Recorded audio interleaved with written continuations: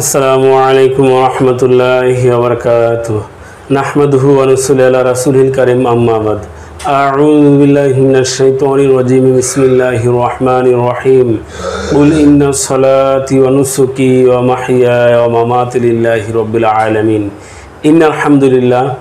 তো বন্ধুরা, আশা করি প্রত্যেকেই ভালো আছেন। আলহামদুলিল্লাহ, আমিও ভালো আছি।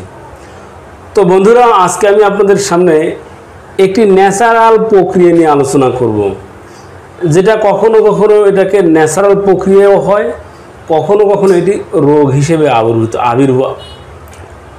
তো বন্ধুরা, সেই ন্যাচারাল প্রক্রিয়াটি কখনো শুধু ন্যাচারাল প্রক্রিয়ার ভিতরেই আবদ্ধ থাকে, আর কখনো এটি রোগ হিসেবে আবির্ভূত হয়। তো বন্ধুরা, আর সে বিষয়টি হচ্ছে নকটার্নাল, যেটাকে আমরা স্বপ্নদোষ হিসেবে জানি। এটির তো অনেক নাম রয়েছে, নাইট ড্রিম, বেড অ্যাক্সিডেন্ট, বিভিন্ন নামে যুবকরা এটির বহিঃপ্রকাশ করে থাকে বিভিন্ন শব্দে। তো বন্ধুরা,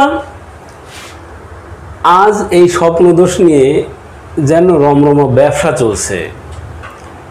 তো আমি কিছু ব্যবসায়ীদেরকে নাম দিয়েছি স্বপ্নদোষ ব্যবসায়ী। সাধারণত কৈশোরে পদার্পণ করা ছেলেদেরকে নিয়েই সাধারণত এই ব্যবসাটি করা হয়।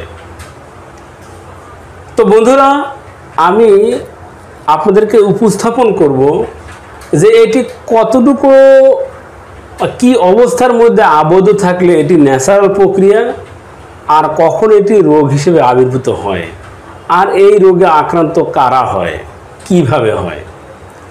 তো বন্ধুরা, এই স্বপ্নদোষ হওয়া এটি কি খুবই দোষণীয় কিনা? তো বন্ধুরা, স্বাভাবিক অবস্থায় এটি দোষণীয় নয়, এটি একটি ন্যাচারাল প্রক্রিয়া। তো বন্ধুরা, একটি পাত্র যখন পরিপূর্ণ হয়ে যায় তখন এটি কিছুটা উপচে পড়বে, এটি খুবই স্বাভাবিক একটি প্রক্রিয়া। তো বন্ধুরা, যুবকদের বা কিশোরদের একটু উপচে পড়বে, অর্থাৎ শরীরে পর্যাপ্ত এনার্জি উৎপন্ন হচ্ছে, বীর্য উৎপন্ন হচ্ছে, এটি ক্ষয় যাওয়ার কোনো মাধ্যম বা অবস্থা বা ব্যবস্থা নেই, অর্থাৎ সে বিবাহিত নয়। সেক্ষেত্রে তার মাঝে মাঝে একটু উপচে পড়বে, অর্থাৎ স্বপ্নদোষের মাধ্যমে এটি বের হয়ে যাবে, এটি কিন্তু খুবই স্বাভাবিক। অনেকে বলে থাকেন সপ্তাহে 4 দিন, 5 দিন, 7 দিন, তো এতদিন হলে সে রোগী। আমি বলবো যে বন্ধুরা, এখানে 4 দিন, 5 দিন, 7 দিন বলে কোনো কথা নেই।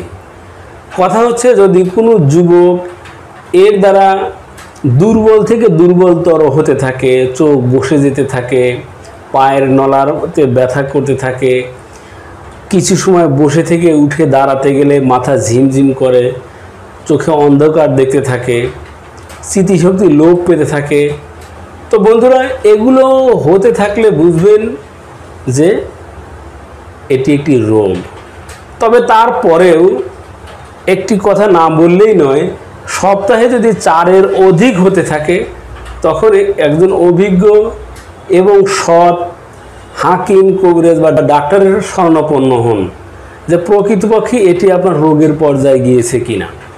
তো বন্ধুরা, এটি যে শুধুমাত্র যুবকদের হয় এমন নয়, যে কোনো বয়সে হতে পারে, বিবাহিতদেরও হতে পারে। যদি বিবাহিতদের সপ্তাহে 2-4 দিন হয় তাহলে বুঝতে হবে সে একজন রোগী। তো বন্ধুরা, তো সাধারণত কেন হয় একটু তো বললাম যে এটি স্বাভাবিক প্রক্রিয়ায়।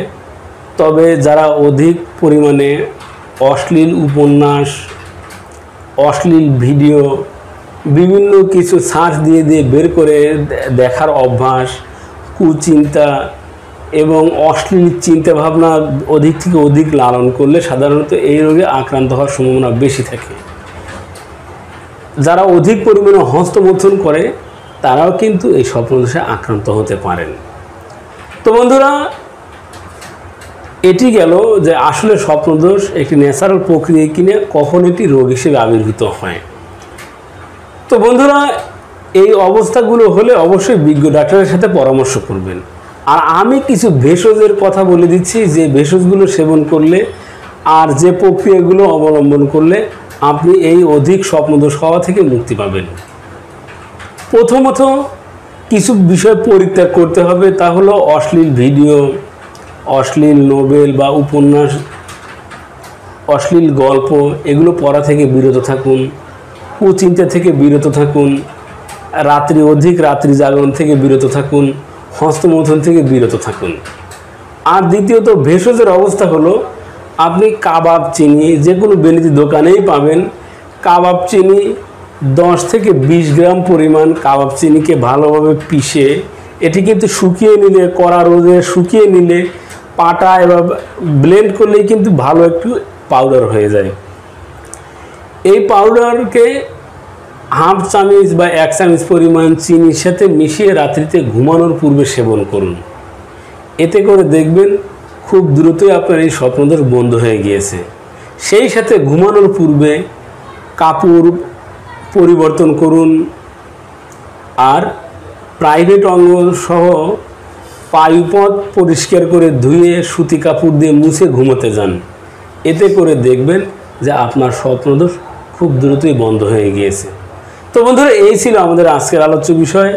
স্বপ্নদোষ হলেই চিকিৎসা নয়, আর কখন চিকিৎসা নিতে হবে অবশ্যই বিজ্ঞ হাকিম কবিরাজের সাথে পরামর্শ করেই নেবেন।